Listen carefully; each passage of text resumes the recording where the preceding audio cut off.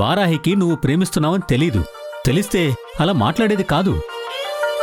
రేఖ ప్రస్తావన కూడా తెచ్చేది కాదు. అరే, వేరే ఎవరినో ప్రేమిస్తున్నానని తెలుసుగా. మరి నా మనసులో ఓ మనిషి ఉందని తెలిసి రేఖను చేసుకోమని ఎలా అంటుంది డాడ్? దాని అర్థం ఏంటి? ఖచ్చితంగా తన మనసులో నా మీద ఎలాంటి ఫీలింగ్స్ లేవనే కదా. అలా అనుకోవద్దురా. ఆడదాని మనసు సముద్రం కంటే లోతుగా ఉంటుంది. ఆ లోతుల్లో ఏం దాచుకొని ఉంటారో మనం అర్థం చేసుకోలేంరా. అది తెలియాలంటే వాళ్లే ఓపెన్గా చెప్పాలి. అలా చెప్పాలి అంటే ముందు నువ్వే నీ మనసులో ఉన్నదంతా వారాహికి చెప్పేయాలరా. ఎలా చెప్పాలి డాడ్? అసలు తనకి నా మీద మంచి అభిప్రాయం ఉందో చెడు అభిప్రాయం ఉందో నాకే అర్థం కావడం లేదు. కాసేపు నేనంటే చాలా ఇష్టం ఉన్నట్టు అనిపిస్తుంది. దాంతో మనసు సంతోషంగా గెంతులేస్తుంది. అంతలోనే మా మధ్య అంతులేని దూరం ఉందనిపించేలా ప్రవర్తిస్తుంది. వెంటనే ఏదో అగాధంలో పడిపోయినట్టు అనిపిస్తుంది డాడ్. ఒక్కోసారి ఆ కళ్ళలో నా మీద ప్రేమ కనిపిస్తుంది. అరే, నేను నా ప్రేమను చూపిద్దాం అనుకునే లోపే ఆ చూపు మారిపోతుంది డాడ్. అసలు నేనేం చేయాలి డాడ్? వారాహి మీద నా ప్రేమని ఎలా తెలియచేయాలి? ఒకవేళ నేను చెప్పిన తర్వాత తను చీకొడితే నేనేమైపోవాలి డాడ్? సరే నాన్న, నువ్వింకా నీ మనసులో మాట బయట పెట్టలేదు. తను నిన్ను కాదనలేదు. ఇంకెందుకు ఇంత బాధపడ్డావు? నేను ప్రేమించిన అమ్మాయి అట్లీస్ట్ నాతో ఇన్ని రోజులు స్నేహంగా ఉండి కూడా వారాహి నా మనసులో ఏముందో అర్థం చేసుకోలేకపోయింది. అదే డాడ్ నన్ను ఇంకా బాధ పెడుతుంది. రేయ్, బాధపడకురా. నువ్వు వారాహి గురించి చాలా ఎక్కువ ఊహించుకుంటున్నావురా. ఊహించింది జరగకపోతే మిగిలేది బాధేరా. ఆశించింది అందకపోతే ఆ బాధ పెరిగిపోతుందిరా. అందుతుందనుకునే ఆశపడ్డాను డాడ్. కానీ రేయ్, ఊరుకోరా, బాధపడకు. ఇప్పటి వరకు వారాహి కనిపిస్తే నా మనసంతా ఆనందంతో నిండిపోయేది డాడ్. కానీ ఇప్పుడు వారాహి గుర్తొస్తే నా మనసు నిండా బాధే. తను నాకు గుర్తుకు రాకూడదు అనిపిస్తోంది. కానీ గుర్తుకు రాని క్షణం నా ప్రాణం పోతుందనిపిస్తుంది డాడ్. వెళ్ళిపోతోంది ప్రాణమే, రేయ్, కనబడుతోంది శూన్యమే, వదిలనుతోంది గాయమే, కన్నీటి జ్ఞాపకమే, వెలివేసింది కాలమే. రమ్య, రమ్య! ఏంటండి హుషారు? రేఖ చరణ్ని కాదని మన రాజానిలో వచ్చేస్తుందా? లేదే, చరణ్ రేఖనే కాదన్నాడు. అందుకే మనం ఆ సంతోషాన్ని సంబరం చేసుకుందామనే కేక్ తీసుకొచ్చాను. వాడెవడో రేఖని కాదంటే మనం కేక్ కట్ చేసుకోవడం ఏంటండి? ఊళ్ళో పెళ్లికి కుక్కల హడావిడిలాగా. అమ్మా, మనం కుక్కలం కాదు. అబ్బా, ఏదో మాట వరుస కన్నాలేరా. ఏ పిచ్చిదానా, చరణ్ రేఖను కాదంటే రేఖ బాధలో ఉంటుంది కదా. అవును, బాధలో ఉన్నదాన్ని ఓదార్చి మన వైపు తిప్పుకోవడం చాలా ఈజీ కదా. రేఖ మన ఇంటికి కోళ్ళవడం ఖాయం. కాకపోతే మన కుమార్ రత్నం ఏం చేస్తాడో చూడాలి. నాన్న, ఇన్ని రోజులు ఆ చరణ్ గాడు అడ్డంగా ఉన్నాడు కాబట్టి రేఖ నేను పడేయలేకపోయాను గాని ఇప్పుడే ఉంది. 4 రోజుల్లో రేఖ నోటితోనే మన ఇంటికి కోడలు అవ్వాలనుందని చెప్పిస్తాను. అబ్బా, ఆ మాట ఎంత తీయగా ఉందిరా. ఏమండి, ముందు కేక్ తీయండి. నా కొడుకు నోరు తీపి చేస్తాను. అలాగే. పడుకో.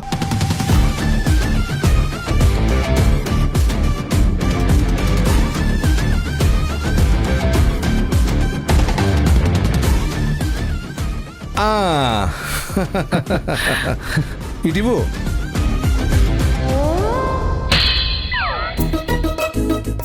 ఇదేంటి నాన్న ఏడుపు ఎమోజీ పెట్టించావు?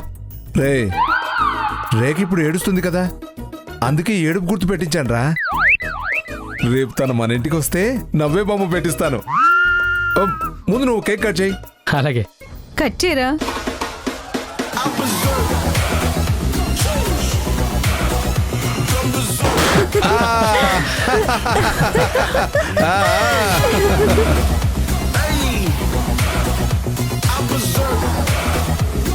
అరే చాలా తొందరగా రేఖని పెళ్ళం చేసుకోరా. అలాగే అమ్మా.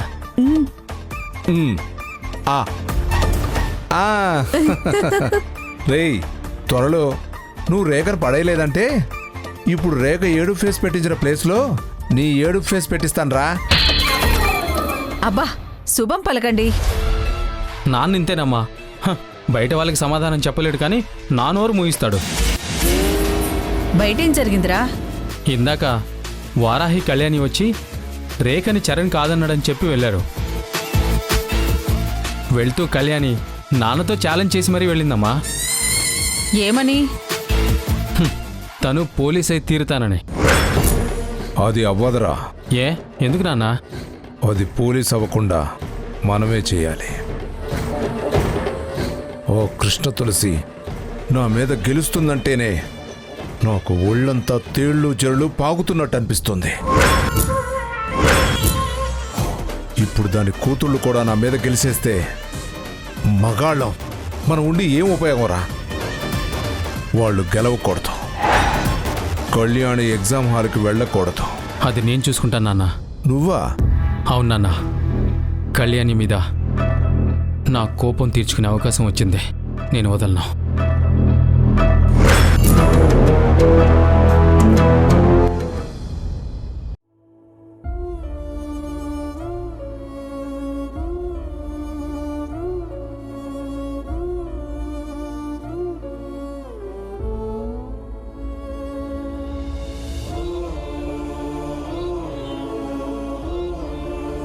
నువ్వు వేరే మనిషితో ప్రేమలో ఉన్నప్పుడు నిన్ను ఇంకొక వ్యక్తి ప్రేమిస్తున్నాను, పెళ్లి చేసుకుంటాను అని నీ ముందుకొస్తే నీకు నువ్వు ఇలాగే సమాధానం చెప్పుకుంటావు.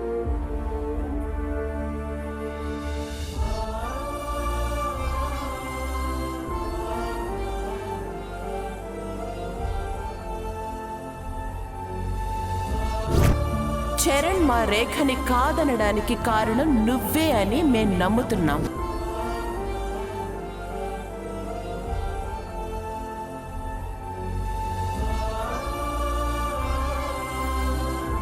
కాబట్టి మమ్మల్ని నమ్మించాలంటే చరణ్ని రేఖతో పెళ్లికి ఒప్పించాల్సిందే.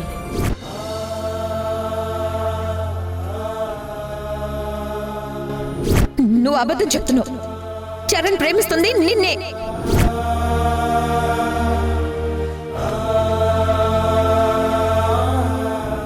ఏంటమ్మా, చరణ్ గారి గురించి ఆలోచిస్తున్నావా? అవునమ్మా, ఆయనకి చాలా చెప్పాను. ఎంత చెప్పినా రేఖని పెళ్లి చేసుకోవటానికి ఆయన ఒప్పుకోవట్లేదు.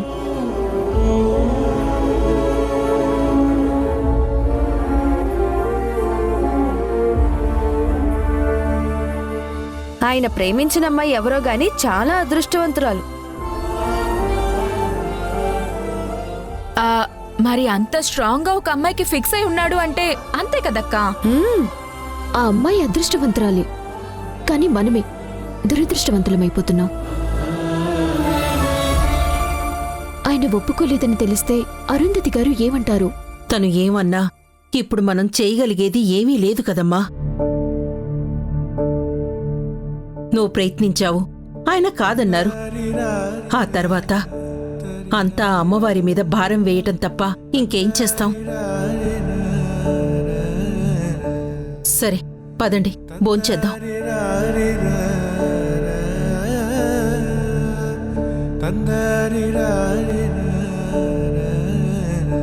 ఇంతకీ చరణ్ గారు ప్రేమించిన అమ్మాయి ఎవరు?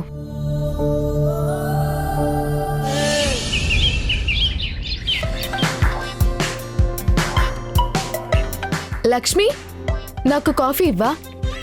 అలాగేనమ్మా. నేను పైన బాల్కనీలో రీల్ చేసుకుంటాను, అక్కడికి తెచ్చిస్తావా? తెచ్చిస్తానమ్మా. అలాగేనమ్మా.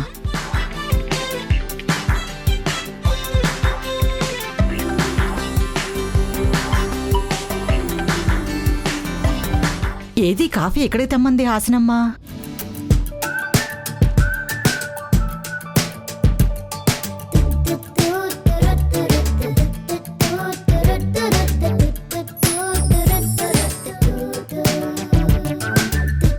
కాఫీ తెచ్చి నాకేం చెప్పకుండా వెళ్ళిపోయింది.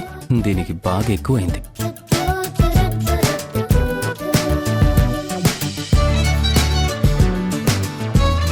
హాసనమ్మా, హాసనమ్మా,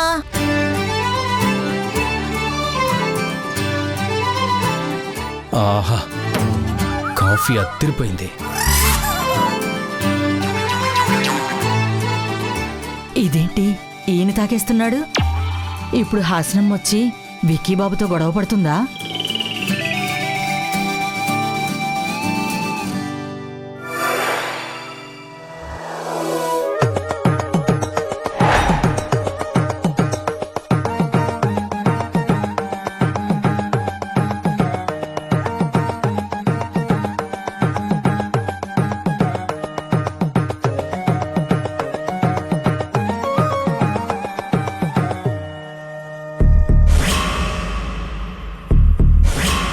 ఓ, కాఫీ తెచ్చేసిందా?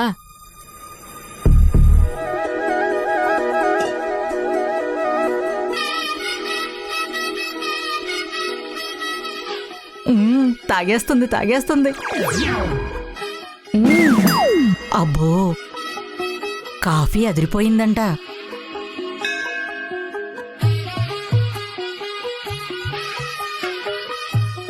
లొట్టిబిట్ ఇక్కడే ఉన్నాడా? పొట్టిది ఎప్పుడు వచ్చింది? పిల్లిలా అసలు నాయిస్ చేయలేదు.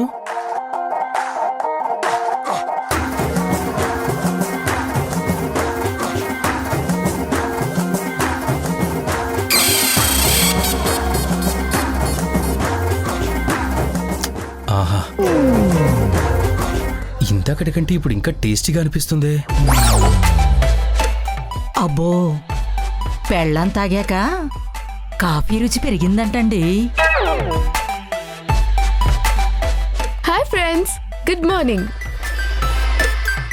పొట్టిది మొదలు పెట్టేసింది. హాయ్ ఫ్రెండ్స్, ఎలా ఉన్నారు? చాలా రోజులైంది మిమ్మల్ని కలవక.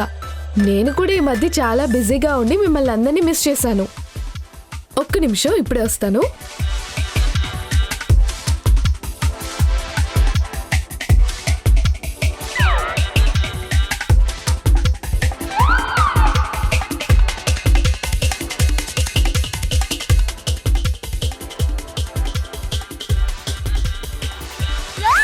ఇదేంటి, అప్పుడు ఇంత తాగేశానా? చేసింది 2 సిప్పులే కదా.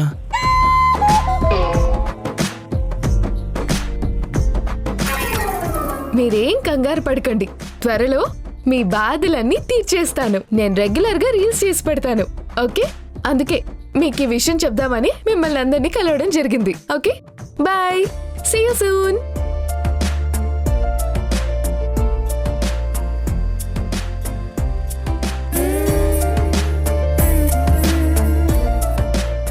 అరే, ఇదే లాస్ట్ సిప్పా? అప్పుడే అయిపోయిందా?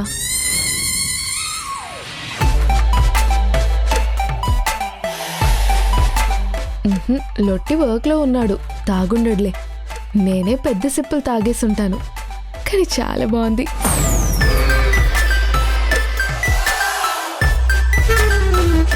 అయ్యో, చూసేశారు. ఏం చేస్తున్నావు? కాఫీ తాగుతున్నాను. అలా ఎలా తాగుతావు? కాఫీ టేస్టీగా ఉంది, అందుకే ఇలా తాగుతున్నా. ఏ, నీకేమైనా ప్రాబ్లమా? అనుకున్నా 6 సిప్పుల కప్పు 3 సిప్పులకే ఎలా అయిపోయిందా అని అనుకుంటూనే ఉన్నాను. 6 సిప్పుల కప్ప?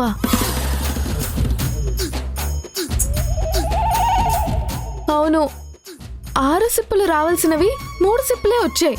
అంటే 3 సిప్పులు నువ్వు తాగావా? అంటే నువ్వు 3 సిప్పులు తాగావా?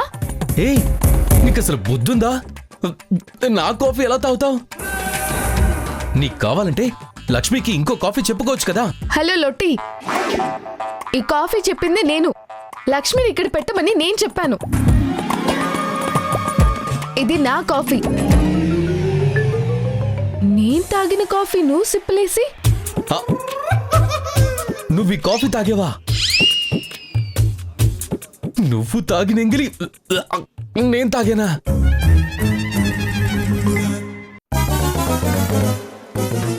చీలుట్టి నా కాఫీ నువ్వు తాగావా?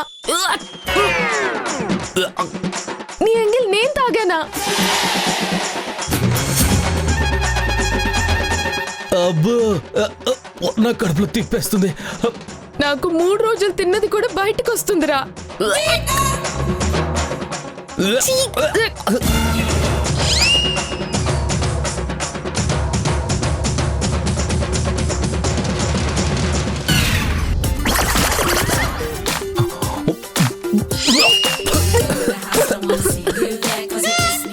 చూసారా చోద్యం?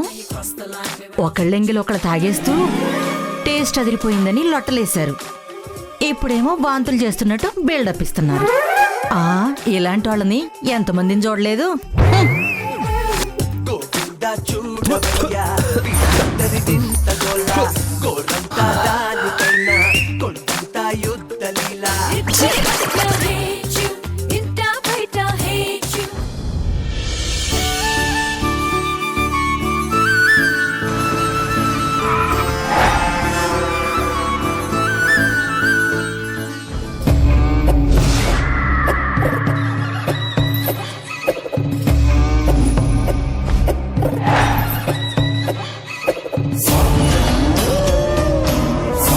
మగవాళ్ళని నమ్మకూడదు. మగవాళ్ళని నమ్మకూడదు. సునైనా,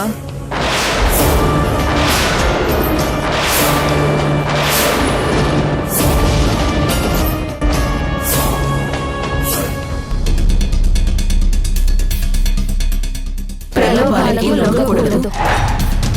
సునైనా,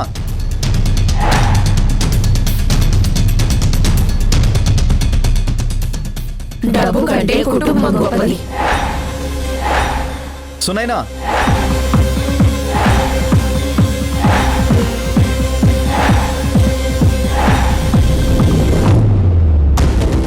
కుటుంబ సభ్యుల మధ్య రహస్యాలు ఉండకూడదు. కుటుంబ సభ్యుల మధ్య రహస్యాలు ఉండకూడదు. సునైనా, ప్రలోభాలకి లొంగకూడదు. అపార్థాలతో అనుబంధాలని దూరం చేసుకోకూడదు. తప్పు చేస్తే శిక్షకు సిద్ధంగా ఉండాలి. సునైనా, ఒకసారి బయటికి వస్తావా?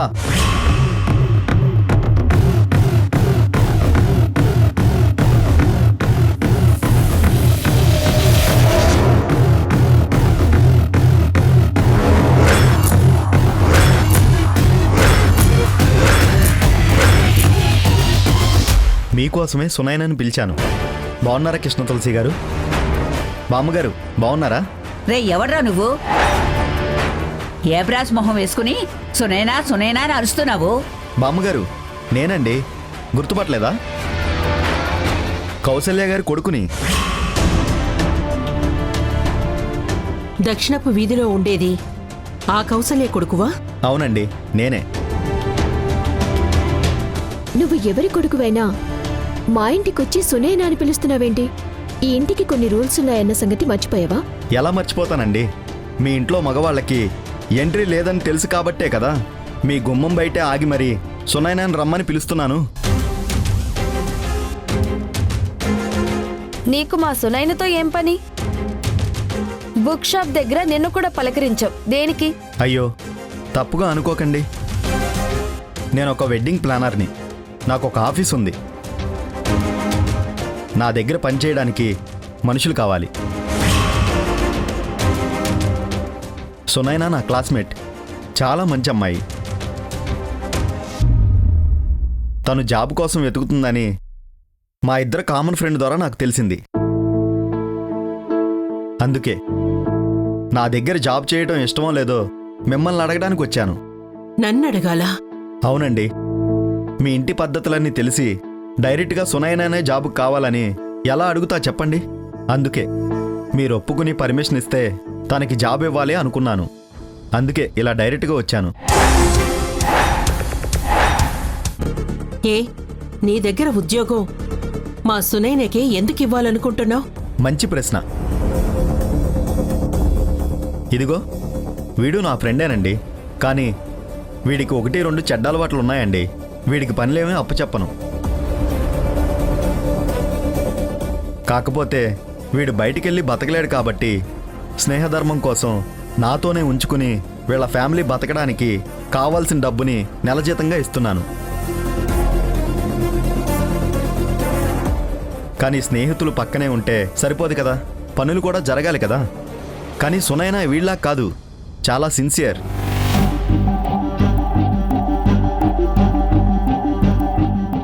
స్కూల్లో ఎప్పుడు తనే ఫస్ట్ వచ్చేది. ఇప్పుడు కూడా అంతే పద్ధతిగా సిన్సియర్గా ఉందని తెలిసింది. అందుకే జాబ్ ఇస్తానన్నాను. మా అమ్మాయి కూడా ఉద్యోగం కావాలని తిరుగుతోంది.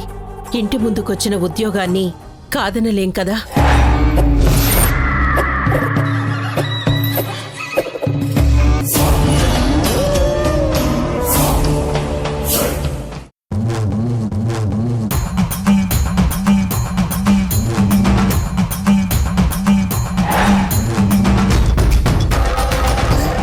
మర్యాదగా హాల్ టికెట్ ఇచ్చే.